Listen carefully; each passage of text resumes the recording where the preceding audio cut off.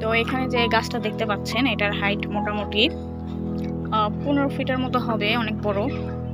এটা আছে একটা 40 কি 50 লিটারের একটা বালতিতে। তো এই গাছটায় এটা হচ্ছে আতা বা মেওয়া বা অনেকে শরীফা আরও কী কী যেন বলে আমি জানি না।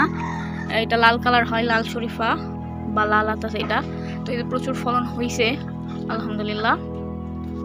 এই যে প্রচুর ফল এখানে আসে, আমি যদি দেখাই এই যে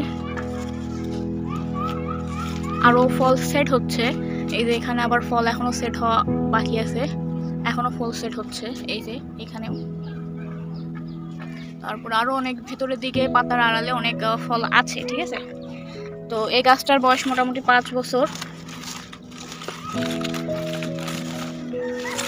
তো এই গাছটাতে আমি সার প্রয়োগ করলাম। তো এটার লং ভিডিও ইনশাল্লাহ চ্যানেলে আছে, আপনাদের কারো ইচ্ছা হইলে যে কি খাবারটা দিলাম, কি মাত্রায় দিলাম এত বড় একটা গাছের জন্য, আপনারা সেটা হচ্ছে মাটিতে হলে তাও প্রয়োগ করতে পারেন। মাটিতে দরকার পড়ে না নর্মালি।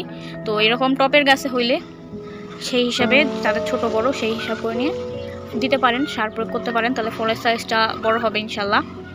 তো চ্যানেলে ভিডিওটা দেওয়া আছে, কারো প্রয়োজন হলে দেখে নেবেন এবং আমি ডিসক্রিপশনেও ভিডিও লিঙ্কটা দিয়ে দেবো ইনশাল্লাহ।